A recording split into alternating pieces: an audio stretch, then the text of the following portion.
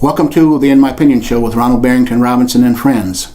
With us, we have Mrs. Jackie Williams. Good afternoon, everyone. We have Mr. Michael Kelly. Hello. And we have Mr. Henry Hatter. Good afternoon, Ron. Welcome all to our millions of viewers worldwide. Let's talk about DACA, which means Deferred Action for Childhood Arrivals, or the DREAM Act. Some sources say there could be as many as 11 to 20 million illegal aliens in the U.S. from all over the world. This has been quite a topic as of late, and I really don't understand why we're putting these dreamers in the mix with this so-called wall that President Trump is trying to build. He's not going to get that. He's not going to get that. In my opinion, he's not going to get that wall built. I hope we don't. He lied about Mexican is going to build it. Mexican's going to build it. You know. But before I get started with his lying, Henry, you being the resident Republican, give our viewers of in-depth view of your thoughts on that. Well, this is a sovereign nation. We're internalized by boundaries, and there are rules for coming into the country, into every country, not only the United States, but every other country. And the people that we let in the country should be legally documented to come here. That's the practice. That's the protocol. But it's unfortunate there is two segments to this argument over DACA. One is those who came in illegally, the other on their own, and the other is the ones who came as no fault of their own. Now, it's hard to divide that. A just man or just woman would have difficulty dividing that. And I have some sympathy for the young people who came here as babies or whatever, not of their own accord, but who were dragged in. And we should give that more thought. But the other people should come in, should be gauged and judged by their own actions. Well, let's look at it. Let's look at it this way. What about the ones, okay, that came in with their parents? They have grown up here in the United States, yeah, okay. But it appears that they're trying to lump all of this into one bowl here, and it's wrong, okay. And that's what I said in my initial statement, that there are two segments. But I think we need to realize we're watching political theater. Yeah. We are watching people, for example, the administration or the president, whenever he talks about DACA, he talks about illegal aliens who are pouring in our borders, and the Democrats wanted to let them all in and all this, which in fact isn't at all true. The specific case of DACA refers, as Henry described and you have described, a very small group of people, it's about 800,000 is the number I've seen, that are people who are brought in as children, right? I mean, that is not, if you want to let the people who basically came in here at 4 and 5 and 6 and have grown up here and they've lived their life and they don't know, they can't go back to El Salvador, they don't know anything about El Salvador or whatever country they came from originally or their family came from. But in the discussions of it, we keep trying to conflate it, because the problem I have with American politics right now is we don't try to educate, we try to push you to our opinion, and there's dishonesty every. If we could take all the other issues off the table, and I understand the desire to have control of borders, I understand that, but to try and talk about, oh, they're rapists, they're criminals, they're terrible people. By and large, the immigrants have less crime than native-born Americans. They have higher education. Immigrants work hard. I mean, the idea of people saying they come to America and sit around and draw welfare, that's crazy. It is. Immigrants are working 4 jobs. They didn't go to all this trouble to come here and lay around. One of the main problems is Henry's very favorite words is the paradigm. Is it the paradigm shift? Yeah, the paradigm.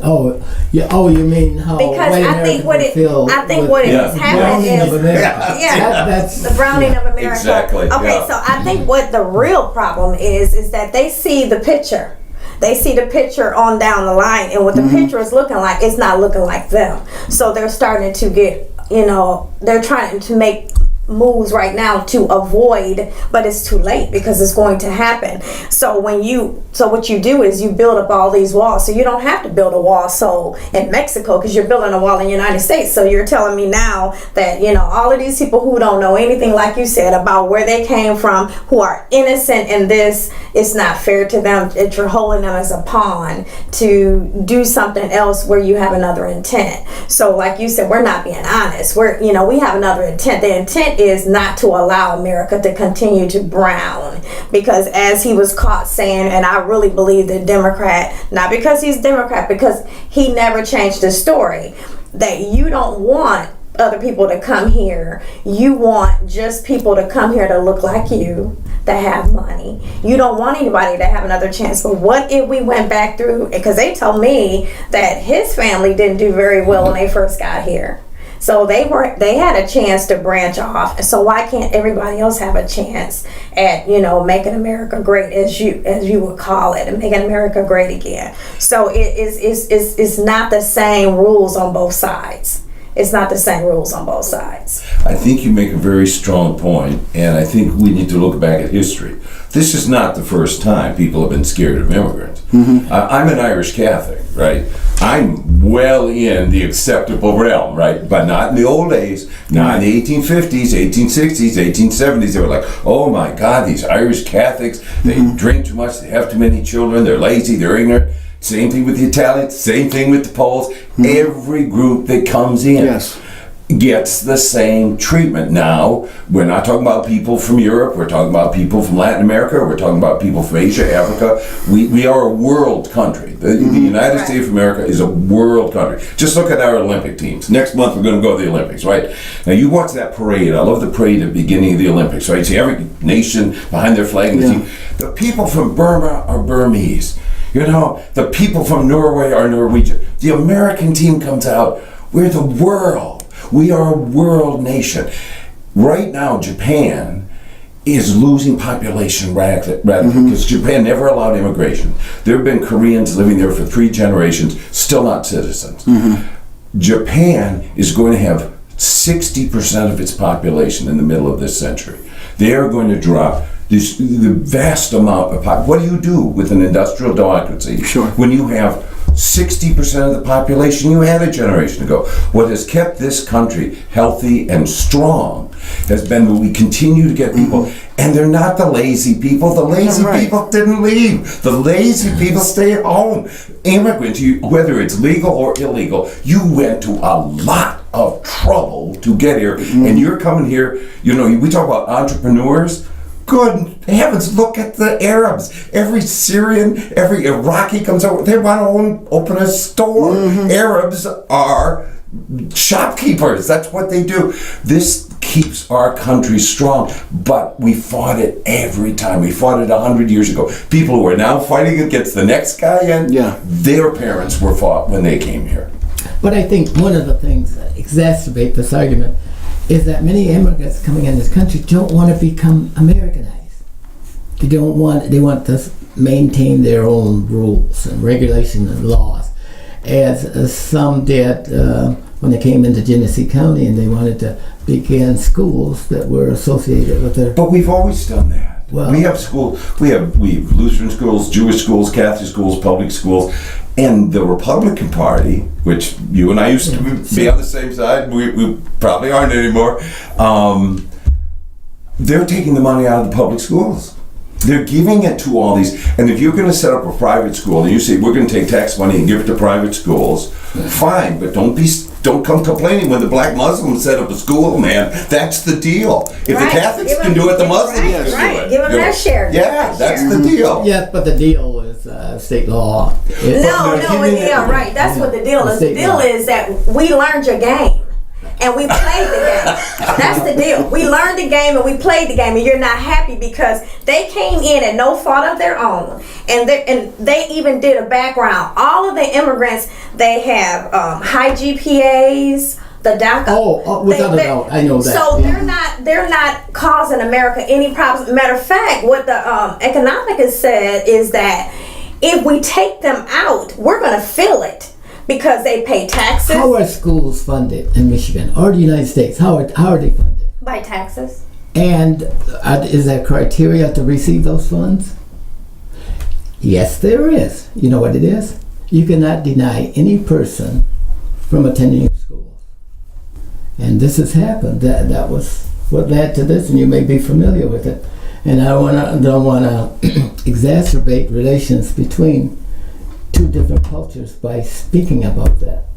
But those are the But I hear from a lot of people, and maybe you give me an example. I hear people saying, "Why you go down to Dearborn? Sharia law is in control." Yeah. Well, show me. Give me an example. You show me one case other than voluntary. Sometimes people will say, we're not going to go to the courts. Mm-hmm. It could be a mediation through the court system, or it could be we're going to the pastor or the imam or whatever. We're going to go talk. We're going to work this out ourselves and not go to court. Well, then that's a good thing, not a bad thing. But you always have the right to go to court. If you want to go to court, you can. But I keep hearing about Sharia law in the U.S., but I never see it. I just hear talk about it. I don't see it either. But okay. Yeah. So we really shouldn't talk about that kind of stuff, should you? Well, it's out there. The talk is out there, but I don't know if it applies. We just use it. That's what he's saying. We just use it. We can give a whole bunch of examples of But that. I know examples where there was a school intended to build a school, and the ISD shut it down because it didn't invite other kids, African Americans or the typical white Americans and others. So do you think, my question is, do you think that immigrants should adopt the criteria of becoming assimilated into the United States? Well, they have its to follow rules, its laws. They have to abide. They have to abide by rules just like we do. They shouldn't be, exempt from anything that's going on. Dearborn is a good example. Because it has the highest population of Arabics. I understand that. So is that why you're saying that? Because they have a high population? What are you saying? It's just discussions I've heard from other people. But what have you heard? Are they intimidated by it? Are they intimidated by it? Because they thought that when all this stuff was going on, they thought they were going to tear up Dearborn. Because they said they're going to tear Dearborn. Dearborn is not been damaged. So everybody always do all these hypes that they're going to do all these different things. Only hype is right now over 80% of Americans believe that we should adopt DACA to make them citizens. And then I heard your president say the other day out of one side of his mouth that some proposal he had where it would take up to 12 years. Yeah, but see, we're putting issues on the table that people need to evaluate and take a look at. And this is one of them. This is a hot issue. This is what keeps the country divided. We don't want to investigate these or just have discussions about them, whether they're right in your mind or wrong. And we need to have those and this is one place where I thought I would never be so upset with my Democrats, but I am, because I feel like they did not make a good decision. On what? They should have not folded. They got nothing out of the deal because I can't trust what's his name? Schumer. You're talking about the shutdown. I'm saying Schumer took it, but I'm saying I can't trust what's his name? The president? No, there are a lot of people you can't trust. What's his name? The one that McConnell. Oh, Mitch McConnell. I can't trust him. He talks out both sides of his mouth, just like his president. Things very carefully. No, not carefully. And you may not like what he says, but because he'll say, just like your president, he'll come and make a decision, and this is just. Would you call him the president? No. Yeah, just call him the president. I will respect you, Henry. The president. When he as much as your fellow Republicans were respectful of President Obama. That's right. Okay. Right. So he would come and he would make a deal. And this is what we're talking about. It goes back to leadership, poor leadership, because this president, he is not able to go in, like you said, I'm the negotiation person. I can make negotiations and I can do that. He's not able to deliver because as soon as he get out there and start running his mouth, they come back and damage control is working 24 hours to fix all the stuff that he's promised. So Mitch McConnell, not Mitch, but Schumer and the president had worked out somewhat an agreement. As soon as he got back to the White House, they said it's the 32-year-old young Republican in the House is running things that the president, he's overriding. Steve Miller. Thank you. He's overriding the president. They said that they don't know who this guy is. They say he's inexperienced, but he is like shutting down every negotiation that the president is making. That's poor leadership. We did not elect him to be the president. If you don't have the know-how to be the president, then move out of the way so we can move on with these issues, because every time we move forward, he go back to the White House and then they backtrack everything that he has But said. you're looking at all of the negative things about this, but there's some positive things that's underlaying this. Look at how, for example, employment has changed in this country. Look how the S&P has grown. But Henry, you have to look. This is a continuation of a trend that was set 8 years ago. The thing has been going straight up, and more of that work to do. Yes, you gotta continue to do that. But it's on a continuum. Don't say It could have gone the other way. It didn't that this die. administration has made that happen. This But administration. they have started to see a slope in the employment. They said finally all of these, regulations that you have done and all of these backdoor deals. So it is starting to slope back the other way. Well, it's too early. And watch and see. The trend. You got to look at the trend. But you have to understand, the administration is the things that the administration has done are just starting now to come into effect. You didn't walk in on January 20th or whatever inauguration day, and all of a sudden everything changed. No, nothing changed. Nothing changed for months and months and months. It's got and months. momentum. But the question is, if a year from now the stock market's gone down, which I hope it doesn't, but I suspect it will because it's gone a long way, awfully fast, and unemployment starts to go up again, are you going to say, well, it's the president's fault, or are you going to say, well, it's somebody else's fault? Because what happens in our industry is if you're there, if you're the governor or the president or whatever, and things are good, you're a genius, and things are bad, you're an idiot. Yeah. Most of the time, it's not the president or the Congress that does that much to affect the economy. That's politics. But Yeah, what it's we politics. must be looking for the thinking people in the United States, they must be looking for a continuum. When we're going good, we want to keep it going good. And we know that part of this was started by Obama, but we need to keep the growth going. We don't want to. And we need to look at the positive aspects of this, and there's a positive aspect. And I think that you admit that Obama started this, and it's still going in the same direction. Trump hasn't killed the economy yet. I'll give you that. But there is some signs, just like, say for instance, I gotta tell you the truth. There is some signs, just like Walmart said that they were going to give all these bonuses out. Okay, well they, just like their president, they like to say stuff and then go back and retract. They were going to give $1,000 bonuses to all of their employees. Then they came back and said, oh no, not all of them. The ones that's been here 20 years. Who has worked at Walmart 20 years besides a few people? And then they rolled it back and said, oh, we're not doing well. They closed 65 Sam's. See, that's what I'm saying. This stuff, like they were saying on the news, this stuff is not reported like it should be reported, because you might have gave $1,000 to people that were there 20 years, but you also closed 65 Sam's without any notification. If you were the CEO of that Walmart, what would you do when business climate changes? So isn't that an indication that the economy is slowly going down? No, that just means that you can. Walmart is the largest company in the world. With the conditions around you. But there are other forces at work too. Yeah. Retail stores are dying out. Exactly. Because people are ordering from Amazon and other online things. And now they're trying to Things are reverse it. changing. It's so funny. They're trying to reverse it. So now they'll tell you to go in the store. Don't buy it online. It's higher online. Yeah. Go in the store because they realize that they've opted themselves out of the retail. So now they're trying to fix something that they've created. But that's not the problem with Walmart. What they're doing is they make all of this money, and they also are the #1 employer that have people that are on state aid. Did you know that? You know how much you guys hate that. We are subsidizing the Walton Come on. family, Yeah, taxpayers, yes, and we they are the are. richest people in the We country. are subsidizing all of their employees because they don't pay them enough to get insurance. They don't pay them enough. They get food stamps That's or why they have EBT. employment. You can't make everybody rich. No business can do that. We're not talking about making them rich, but we they're that's a part of government's responsibility.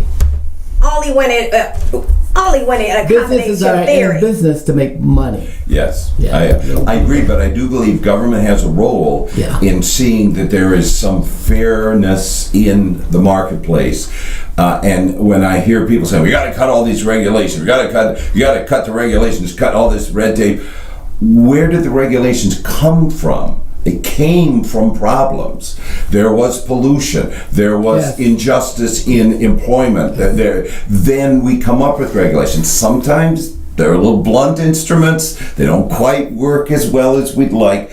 But to simply take a viewpoint, as unfortunately many people do, regulation is bad. We want open marketplace. We've had it.